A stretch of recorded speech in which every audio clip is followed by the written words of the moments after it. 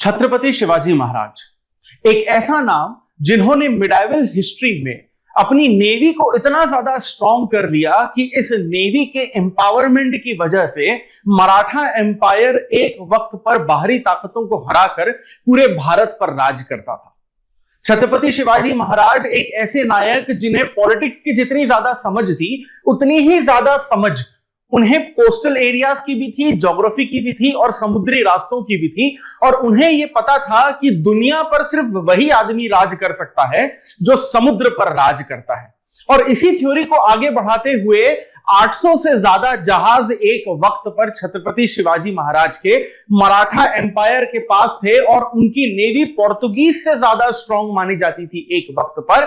और यही एक बहुत बड़ा कारण है कि एक लैंड लॉक्ड यानी कि चारों तरफ से जमीन से घिरे हुए एम्पायर की शुरुआत उन्होंने की और वो उसे कोस्टल एरिया और सी एरिया तक लेके गए और ना जाने कितने कोस्टल फोर्ट्स यानी कि तटीय इलाकों पर उन्होंने किले बनाए और न जाने कितने बाहरी ताकतों के जहाज को हराया और उनके जहाज को लूटकर अपने पूरे के पूरे क्षेत्र में ले लिया। और छत्रपति शिवाजी महाराज का ये नेवी एम्पायर इतना ज्यादा बड़ा और इतना ज्यादा महान आज तक माना जाता है कि आज की सरकार छत्रपति शिवाजी महाराज के नेवी सिंबल को इंडियन नेवी का सिंबल बना चुकी है, ऑफिशियली डिक्लेयर कर चुकी है प्राइम मिनिस्टर के द्वारा। और यहां पर पूरी तरीके से जो इंस्पिरेशन ली गई है इंडियन नेवी के द्वारा वो छत्रपति शिवाजी महाराज के नेवी एम्पायर की बदौलत ही ली गई है। इनका नेवी एम्पायर इतना महान क्यों माना जाता था, किस तरीके की बाहरी ताकतों को छत्रपति शिवाजी महाराज के एम्पायर ने हराया था, इसी इंटरेस्टिंग टॉपिक को आज के इस वीडियो में हम आसान भाषा में समझने की कोशिश करेंगे। Welcome to Chahal academy, this is Anubhav Deepani. तो छत्रपति शिवाजी महाराज जो मराठा एम्पायर के फाउंडर माने जाते हैं, इनका विजन जो था वो ज्योग्राफी को लेकर, मरीटाइम डिफेंस को लेकर यानी कि नेवी को लेकर बहुत ज्यादा जबरदस्त था। जब छत्रपति शिवाजी महाराज महाराष्ट्र के, आज के महाराष्ट्र और गुजरात के थोड़े बहुत रीजन को अगर हम मिला के देखें, उस एरिया में जब रूल कर रहे थे तो मुगल्स और ब्रिटिशर्स और जो बाहरी ताकतें हैं वो ऑलरेडी इंडिया में आनी शुरू हो चुकी थी। छत्रपति शिवाजी महाराज को यह पता था कि जो मुस्लिम एम्पायर इंडिया में आए हैं उन्हें समुद्र का किसी भी तरीके का कोई ज्ञान नहीं है, क्योंकि सी या ओशन या कोस्टल या नेवी का एक्सपोजर ही इन इस्लामिक रूलर्स को नहीं मिला था, क्योंकि ये तो सेंट्रल एशिया से सीधे इंडिया की तरफ आए थे और जमीन से ही आए थे घोड़ों की मदद से। अब यहां पर छत्रपति शिवाजी महाराज को यह पता था कि जब इन्हें सिर्फ लैंड रीजन का ही पूरा का पूरा एक्सपीरियंस और एक्सपोजर है, सी की जो इंपॉर्टेंस है, समुद्र की या कोस्टल एरिया की जो इंपॉर्टेंस है, इन्हें नहीं पता। और उन्हें यह भी पता था छत्रपति शिवाजी महाराज को कि जिसने समुद्र पर कब्जा कर लिया उसने हर तरीके की जमीन पर कब्जा कर लिया। तो छत्रपति शिवाजी महाराज ने यहां पर राजपूत डायनेस्टी के थोड़ा सा अलग जाकर अपने तरीके से यहां पर मुगलों को हराने की कोशिश की, क्योंकि राजपूत डायनेस्टी को जब हम देखते हैं तो वो लैंड में ही रहकर पूरी तरीके की लड़ाई करते हैं। लेकिन छत्रपति शिवाजी महाराज ने कहा कि बाहरी ताकतों को अगर भारत में आने से रोकना है तो जो कोस्टल एरियाज हैं उन पर अगर हम लोग फोर्ट बना देते हैं, किले बना देते हैं, तो भारत को पूरी तरीके से सुरक्षित भी किया जा सकता है और मराठा एम्पायर पूरे के पूरे भारत पर छा भी सकता है। यह ज्योग्राफिकल और नेवी नॉलेज छत्रपति शिवाजी महाराज की जो थी वो मराठा एम्पायर को भारत में बहुत ज्यादा हद तक सक्सेसफुल बनाने के लिए काबिल रही।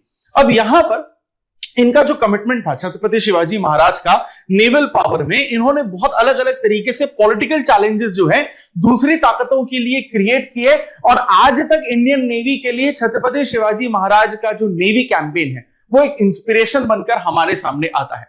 अब यहां पर अगर हम लोग ये देखें कि प्राइम मिनिस्टर मोदी ने भी यहां पर डीपर कनेक्शन बताया है छत्रपति शिवाजी महाराज की मैरीटाइम लेगेसी को इंडियन नेवी के साथ। और छत्रपति शिवाजी महाराज का जो नेवी सिंबल था जिसे हम लोग अष्टकोनी राज मुद्रा कहते हैं, उसे इंडियन नेवी का भी सिंबल बना दिया, यानी एक तरीके से इंडियन नेवी के गाइड, गुरु या भगवान आप कह लीजिए, वो छत्रपति शिवाजी महाराज को यहां पर प्राइम मिनिस्टर के द्वारा बनाया गया है।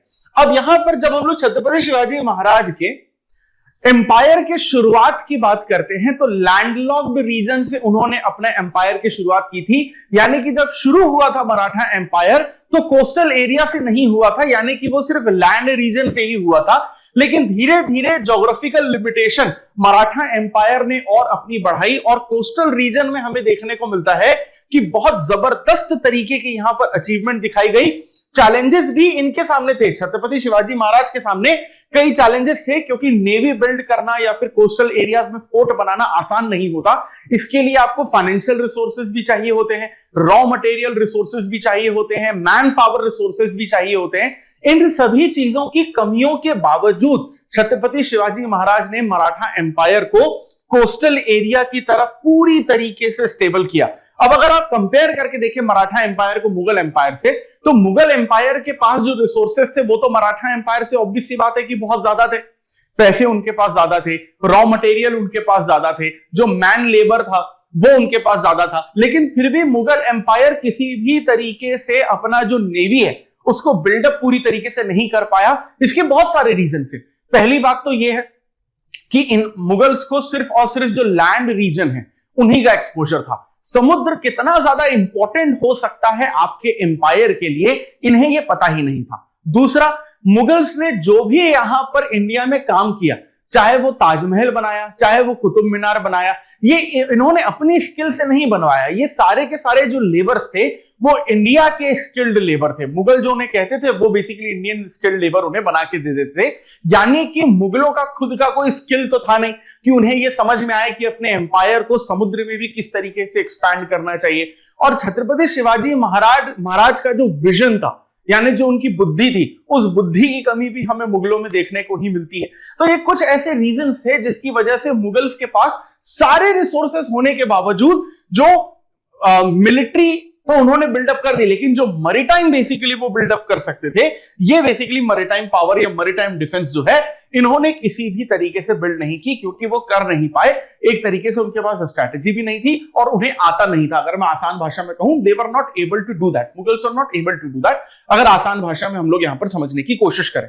अब आप एक और चीज देखिए कि यहां पर मराठा एम्पायर ने छत्रपति शिवाजी महाराज के अंडर अपनी नेवी तो बिल्डअप की, लेकिन उन्होंने ये भी माना और ये भी समझा कि अगर आप नेवी बिल्डअप कर रहे हैं तो जैसे लैंड एरिया में आपके फोर्ट्स या किले होते हैं जो एक तरीके से पहरेदारी करते हैं आपके एम्पायर की, उसी तरीके से कोस्टल एरिया में भी आपको फोर्ट या किले चाहिए होते हैं जो आपकी नेवी की पहरेदारी करते हैं। इसीलिए कोस्टल एरियाज में उन्होंने सिंधुदुर्ग या फिर खांडेरी, ये अलग अलग बेसिकली क्या है कि आपके फोर्ट्स बनाए। अभी आने वाली स्लाइड्स में हम लोग मैप में भी देखेंगे।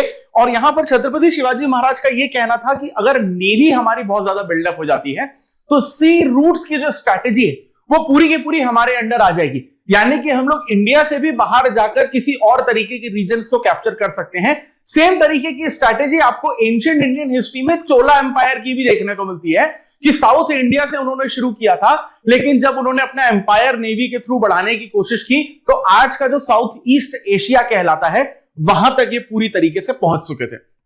अब शिवाजी महाराज की जो बेसिकली नेवल इंटेलिजेंस थी ये बेसिकली बहुत ज्यादा जरूरी थी, क्योंकि इन्हें पता था कि लैंड एरिया से तो कुछ बाहरी ताकतें आ ही रखी हैं, लेकिन अब जो यूरोपियंस हैं, जो बेसिकली विदेशी ताकतें और आएंगी, वो समुद्र का इस्तेमाल करेंगी भारत में आने के लिए। और अगर उनको रोकना है, उनको हराना है, तो इसके लिए यहां पर जो मैरीटाइम डिफेंस है वो बहुत ज्यादा जरूरी है। इसीलिए जो कोस्टल सिक्योरिटी है नेवी के थ्रू ये बेसिकली कंटिन्यूअसली अपनी बढ़ाते रहे। और मैरीटाइम सिक्योरिटी जो है उस टाइम के मराठा एम्पायर का एक बहुत बड़ा की पॉइंट बनकर हमारे सामने आता है। और आज की इंडियन नेवी इसी से हमें बहुत ज्यादा इंस्पायर यहां पर हमको देखने को मिलती है। अब अगर यहां पर छत्रपति शिवाजी महाराज के बारे में जो कुछ कही गई बातें हैं यहां पर एक बार पढ़ने की कोशिश करिए। भारत के वीर छत्रपति शिवाजी महाराज को फादर ऑफ इंडियन नेवी भी कहा जाता है, क्योंकि 1674 में शिवाजी महाराज ने नेवी फोर्स की स्थापना की थी। 1674 वाज द टाइम जब मराठा एम्पायर का जो नेवी एक्सपेंशन है वो स्टैब्लिश किया था।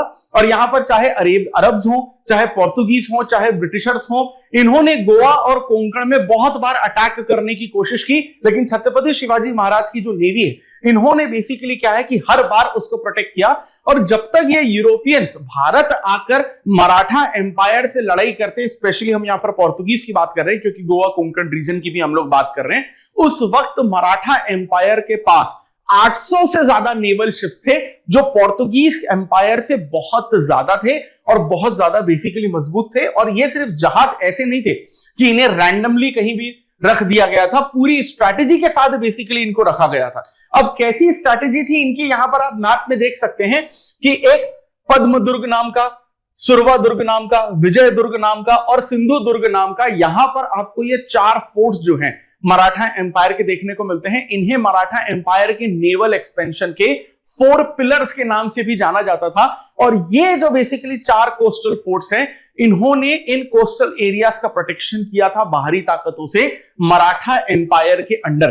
तो पद्म दुर्ग और सिंधु दुर्ग जो है, इसमें सबसे ज्यादा 2 जो 4 पिलर्स इंपॉर्टेंट तो हैं, लेकिन उनमें से भी जो ये 2 पिलर हैं, ये सबसे ज्यादा इंपॉर्टेंट माने जाते हैं। और आप देखिए कि आज की तारीख में इंडियन नेवी जो अंडमान निकोबार या लक्षद्वीप में अपने नेवी पोस्ट बनाती है, वो कहीं ना कहीं छत्रपति शिवाजी महाराज की जो ये स्ट्रैटेजी है, इससे बहुत ज्यादा इंस्पायर्ड है। क्योंकि चाइना जब इंडियन ओशन रीजन को कैप्चर करने की कोशिश करता है, तो यहां पर इंडियन नेवी और इंडियन गवर्नमेंट बिल्कुल उसी तरीके की टैक्टिक्स अपनाने की कोशिश करती है, जिस तरीके की टैक्टिक्स मैरीटाइम सिक्योरिटी के लिए मराठा एम्पायर मिडाइवल हिस्ट्री में यहां पर पूरी तरीके से अपनाती थी। अब एक और चीज यहां पर देखने की बात है कि छत्रपति शिवाजी महाराज की जो लीडरशिप थी, यानी कि जो इंक्लूसिव गवर्नेंस था, वो अलग तरीके का जबरदस्त लेवल पर था। क्योंकि अगर उन्होंने मैरीटाइम सिक्योरिटी पर अपना ध्यान दिया, इसका मतलब ये नहीं है कि जो लैंड एरिया की उनकी मिलिट्री सिक्योरिटी है, उसको उन्होंने कमजोर कर दिया। यानी कि हर मिनिस्ट्री के, हर डिपार्टमेंट के, हर सिक्योरिटी के जो गवर्नेंस के उनके रूल्स रेगुलेशन से जो गाइडलाइंस थी, वो बहुत ज्यादा क्लियर थी, बहुत ज्यादा स्ट्रिक्ट थी और एग्जैक्टली सही तरीके से बेसिकली उनको यहां पर इंप्लीमेंट किया जाता था।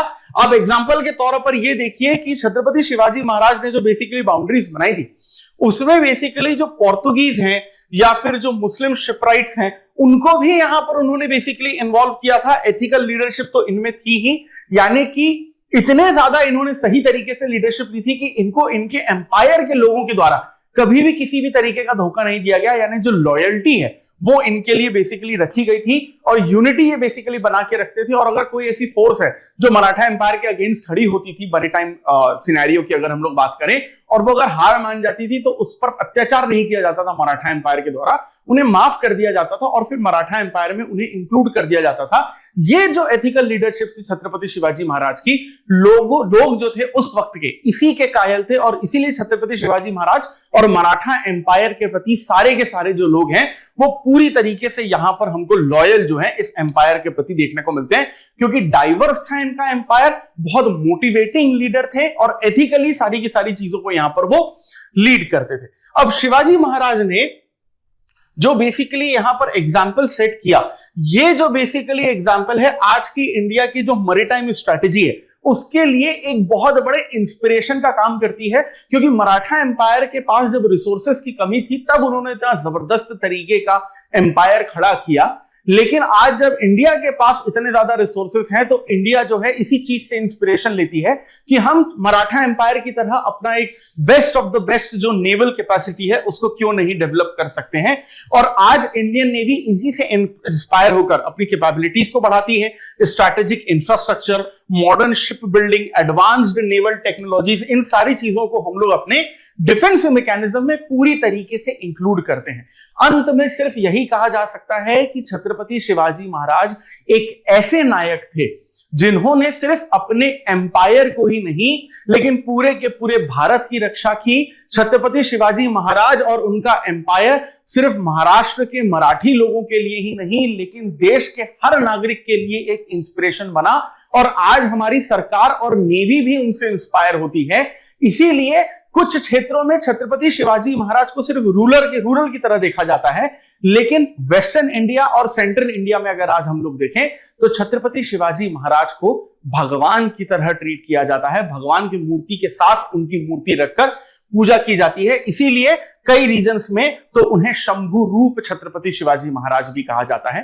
तो इस तरीके का इंस्पिरेशन इंडियन नेवी के लिए कितना ज्यादा फायदेमंद है और छत्रपति शिवाजी महाराज से और किस तरीके की इंस्पिरेशन हम और ले सकते हैं, कमेंट सेक्शन में जरूर बताइए। और इसी तरीके की अगर इंटरेस्टिंग टॉपिक्स को आप डिटेल में और आसान भाषा में समझना चाहते हैं, जो आपकी यूपीएससी सिविल सर्विसेज एग्जामिनेशन की प्रिपरेशन को और आसान बना सकता है, तो उसके लिए चहल एकेडमी के यूट्यूब चैनल को सब्सक्राइब करिए। और अगर आप चाहते हैं कि मराठा एम्पायर और छत्रपति शिवाजी महाराज की जो महानता है वो देश के हर नागरिक तक पहुंचे, तो इस वीडियो को ज्यादा से ज्यादा लाइक और शेयर करिए। This is Anubhav Deepani signing off. I will see you in the next video.